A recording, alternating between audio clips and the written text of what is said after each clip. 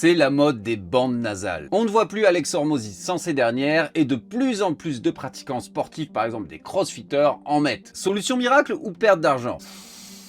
Alors il faut savoir que ces bandes nasales ne datent pas d'hier, elles étaient déjà employées par les footballeurs dans les années 90 et 2000. L'objectif c'est d'élargir les narines et de diminuer la résistance nasale au passage de l'air. On peut mieux respirer. Donc ça peut être très intéressant si vous avez des narines étroites ou bien le nez bouché. Mais pourquoi les footballeurs ont-ils arrêté de les mettre et maintenant ça fait un retour? C'est marrant, tout dans la vie est une question de cycle. C'est comme avec la mode, les pattes d'éléphant par exemple. Que nous dit la science? Déjà en 2016, il y avait une revue scientifique regroupant plusieurs études sur le sujet. Leur conclusion, ça améliore légèrement le débit nasal, mais aucun impact significatif sur la performance. C'est pour ça que les footballeurs ont arrêté de les mettre quand ils ont vu que ça marchait pas. Ils ont testé l'apport en oxygène, la VO2 max, le temps de réaction, l'endurance, aucune différence. Ceci dit, chez certaines personnes, mais pas toutes, ça avait eu un impact positif sur les ronflements ou l'apnée du sommeil. Ça peut être une bonne option à explorer avant d'aller plus loin, ou peut-être vous préparez une compétition de sport et vous voulez parer à toute éventualité. Si jamais vous êtes enrhumé, vous avez le nez bouché, vous pouvez tester. Alors il y a des versions qui sont vraiment pas chères qu'on peut trouver en ligne sur Amazon ou d'autres sites. Malheureusement la qualité laisse à désirer, hein. Voir dans les commentaires, il y en a un il a fait son footing après 10 minutes c'était parti, l'autre ça tient 1 heure. T'essaies de dormir, en général c'est plus qu'1 heure. Si on commence à prendre des marques un peu plus qualitatives, bon on est quand même à 40 € le kit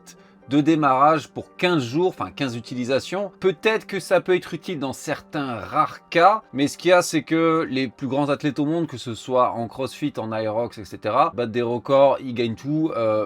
Ils mettent pas ça, hein. Du moins oui, il y en a quelques-uns qui le mettent, mais il y en a énormément qui le mettent pas. Si il y avait une telle différence et que ça leur permettrait de remporter le championnat, croyez-moi qu'ils le feraient. Donc, à mon sens, encore une fois, c'est plus un effet de mode, c'est plus une question business marketing, hein. Si vos ressources sont limitées, gardez votre fric. Je préférais que vous achetiez un bon steak ou de la créatine plutôt que ça. Mais ne vous attendez pas à un miracle. Si vous voyez tout le monde en mettre et vous vous disiez peut-être que vous devriez essayer, vous passez vraiment à côté de quelque chose, fort à parier que non. Voilà, c'est tout pour aujourd'hui. Si il y a d'autres équipements de musculation, d'autres modes que vous voulez que j'analyse scientifiquement et d'expérience, n'hésitez pas à me le dire en commentaire. Si vous avez besoin de coaching personnalisé, de programmes personnalisés ou d'analyse morphologique, contactez-moi directement sur mon site allperformance.fr ou sur mes réseaux sociaux. Et en attendant, je vous dis à la prochaine.